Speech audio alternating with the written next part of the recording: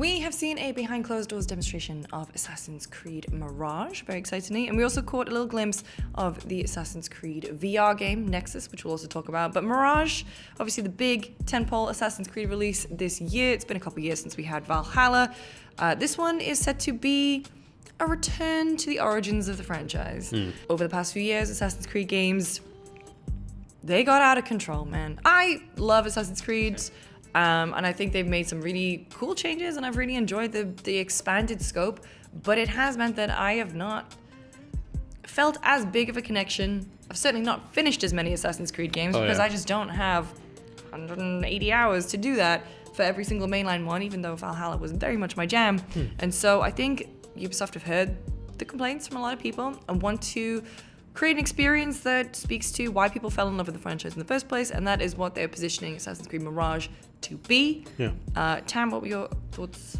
Yeah, I feel like the open world move really made sense when they started doing it, because it was a reaction to a change in tastes and trends. Like, people were way more into open world games. They were more successful. You know, the industry was moving towards those kinds of games where people can stay there. But in continuing to make those games got bigger. And they lost almost everything that made Assassin's Creed unique from the old days. And everything we saw in Mirage looked like it brought that back. It was pretty much everything that you remember from the original games. Stuff like social stealth. You had the moment where you were sitting on the bench, and then you hire a group of people to like blend into and then walk into a kind of like a secluded area or a heavily guarded area. There was the parkour, because obviously it takes place in Baghdad, and it is a very dense city, which is another thing that we wanted. We wanted the open world games, they stretch so far apart that it makes parkour one of the key aspects of Assassin's Creed, and Assassins almost useless. You're running large distances or using vehicles. Especially, I mean, if you think about, Valhalla, Origins, Odyssey, when you're at that point, it's your parkour is basically served for, well, here's a fort I'm going to infiltrate. I'm just going to climb up the outside. There's no real, I don't even have to run anywhere really. It's nothing. And when you look back at AC1, 2, there were puzzles tied to parkour. It was interesting. You couldn't climb everything, but you could climb a lot. And so this feels or looks like it has a much nicer balance of the two. Yeah, a much denser environment and city. And they said there's outside of the core Baghdad area, there is a more open space that you can explore. Baghdad itself is very dense in a way that it's clearly, you can see that they've layered in the architecture to make it as conducive to platforming and parkour, and they have brought back things like the corner swing that they had in a while back. That's like the cool slide. The crossover grab, like the stuff that was classically Assassin's Creed is back, and that is really, really exciting for me as someone who, and you, and a lot of people, they'll be seeing that and thinking like, oh, the stuff that made people excited about Assassin's Creed is back. And immediately there's a kind of, like, Basim is a street kid for a long time, and then he has a run-in with the assassins, and it kind of changed the trajectory of his life. And it also doesn't seem that he's sort of following the assassins without questioning. He's very much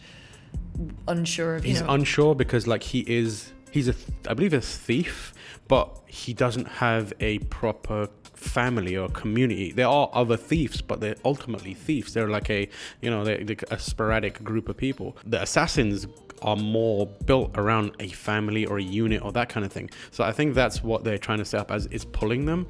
But as he kind of leans more into that, his friends from the thief side are like, the freedom that you are given now comes with unquestionably following what you're told.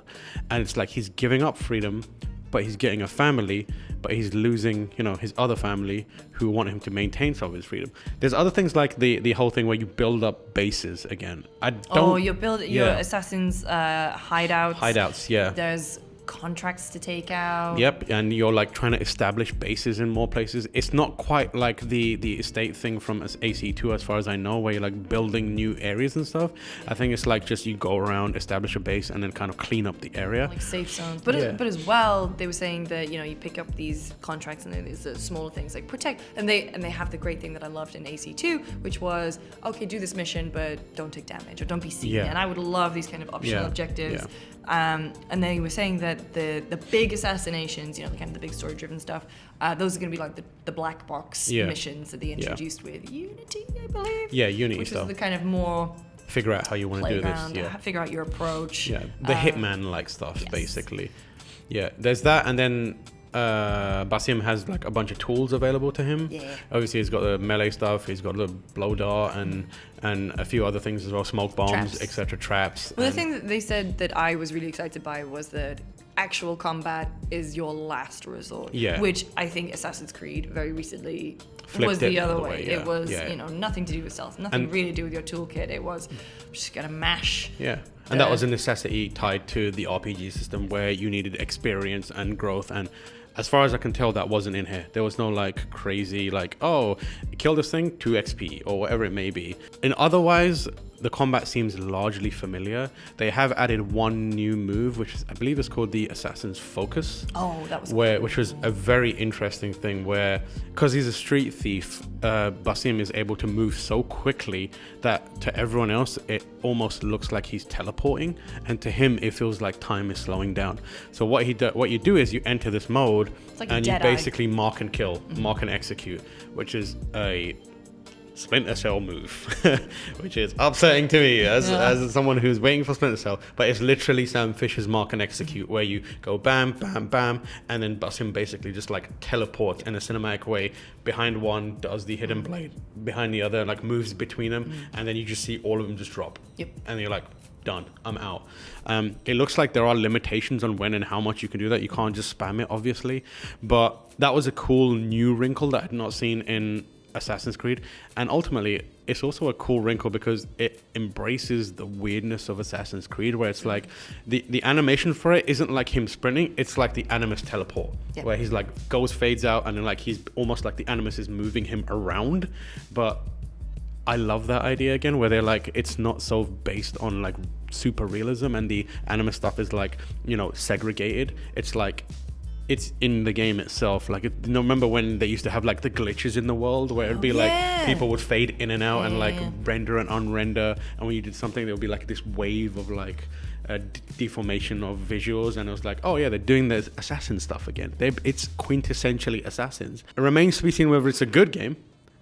It's hitting the right notes for me in this sort of preview phase, this behind closed doors phase, where the things that I have fallen out of love with Assassin's Creed with are gone, and they're bringing back the stuff that helped me fall in love with the franchise. Exactly. But we also saw a little look at Nexus, which is the Assassin's Creed VR game, one of the worst kept secrets in video game development. The thing is, they addressed this in, you can, it's first person, it's kind of going through, it's actually a pretty cool concept. Three assassins. It's Cassandra, it's Altair, and Ezio. Connor.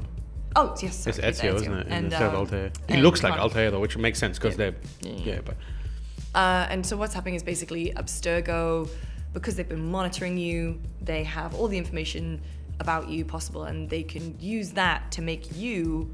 They can use your own thoughts to control you into voting a certain way, for example, or doing something that they want you to do.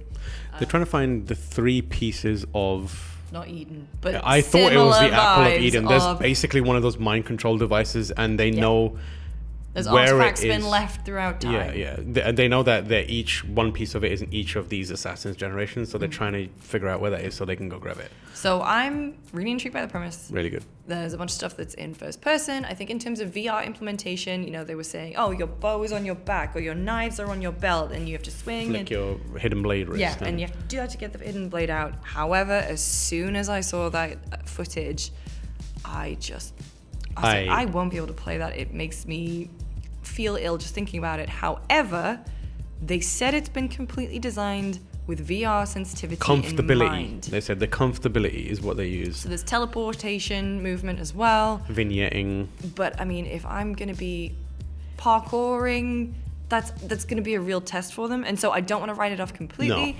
I do want to give it a go.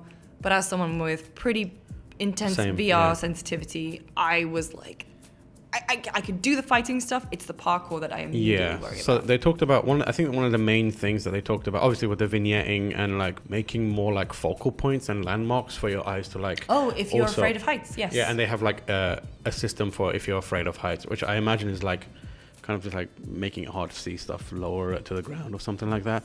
But the thing is, I am not 100% sure of how indicative of the gameplay experience the video we saw was, because they were moving like assassins in first person, like seamlessly from point to point to point. I do not know how that is going to be okay. Like, it is one from a actual control perspective, that's going to be very tricky. It's on a meta quest. I've not seen a game that allows you to move with the fluidity that they showed. I don't understand how you would input that. The closest I've been to played to the experience it looks to be presenting is Horizon Call of the Mountain, which is PlayStation VR 2. I reviewed that game. It is perhaps the most like advanced movement-based game with the climbing and the kind of running around and dashing and that kind of stuff. Even that has like stop and start movement, and it allows you to take it at a certain pace. It does not look like the way this Assassin's game looked, where you were like leaping from point to point and round a corner and down, dropping into a haystack and then running forward. I'm someone who gets very motion sick. I was like, no shot. There's no shot. Unless that's a trailer that is just showing the idealized vision. I think if I played it, it would be like, I'm going to teleport to this point. And then I'm going to teleport to this point. Yep. And then I'm going to wait and I'm going to teleport this point. Not the fluidity that they showed off. Maybe there are people out there that are capable of like doing all this stuff in first person and not feeling sick, but there's bits where he's like leaping off things and rolling and shit, and like that's what Assassin's doing. I was like, okay, I'll take your word for it. Good luck for you. Good luck to you. But again, it's an intriguing concept, as you said, story. Interested to see the execution. Maybe they have some sort of wild and unused and completely new way to deal with motion sickness for this kind of game, and that we don't know, that makes it able to play Assassins in that way. But I can't think of it, and I'm interested to see what it is. Yeah, me too. For more on Assassin's Creed, obviously keep your eyes peeled to GameSpot. We'll have plenty more in the run-up to the launch of Assassin's Creed Mirage.